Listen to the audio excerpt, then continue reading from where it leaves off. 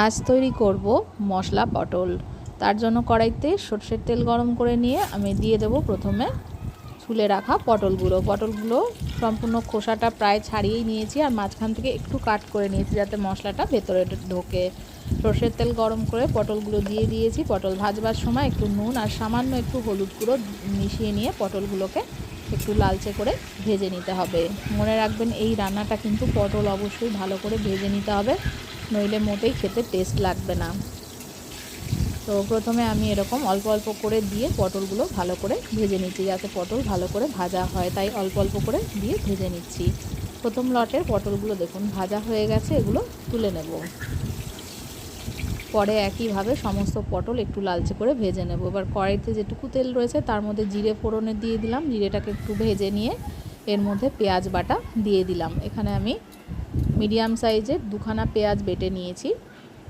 পেঁয়াজটাকে একটু নেড়ে চেড়ে নিয়ে এর মধ্যে হলুদ গুঁড়ো আর লবণ দিয়ে দিলাম, আর একটু চিনি দিয়ে দিলাম। এতে করে ঝোলের কালারটাও কিন্তু দারুণ আসবে, গ্রেভির কালারটা। এবার এটা একটু কষিয়ে নিচ্ছি। তারপরে আমি দিয়ে দেবো এর মধ্যে টমেটো। একটা টমেটো আমি এইভাবে টুকরো করে রেখেছিলাম, সেটাও দিয়ে দিলাম। পেঁয়াজ বাটার সঙ্গে একটু কষিয়ে নিচ্ছি। এবার আমি এর মধ্যে দিয়ে দেবো আদা, রসুন আর কাঁচা লঙ্কা বাটা। ঝালটা যে যার পছন্দ অনুযায়ী ব্যবহার করবেন। এবং এবার আমি সমস্ত মশলা ভালো করে কষিয়ে নেব। যতক্ষণ না একদম শুকিয়ে যাচ্ছে ততক্ষণ এরমভাবে কষাবো। তারপরে আমি এর মধ্যে দিয়ে দিলাম 1 চামচ জিরে গুঁড়ো, 1 চামচ লঙ্কা গুঁড়ো। দেওয়ার পরে এটা মিশিয়ে নিয়ে আরও একটু ভালো করে কষিয়ে নিতে হবে। যেহেতু মশলা পটল, তো মশলার পরিমাণটা কিন্তু একটু বেশি থাকবে।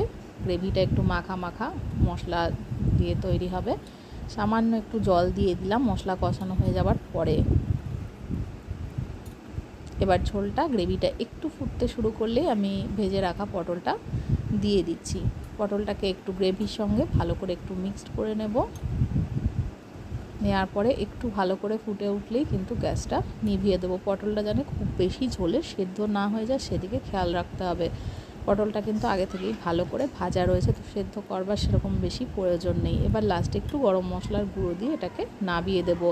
গরম গরম ভাত, রুটি, পরোটা যা কিছুর সঙ্গে এই রেসিপিটা শেয়ার করবেন অসাধারণ লাগবে খেতে। শুধু মনে রাখবেন পটলটা কিন্তু খুব ভালো করে ভেজে নিতে হবে। রেসিপিটা দেখার জন্য সকল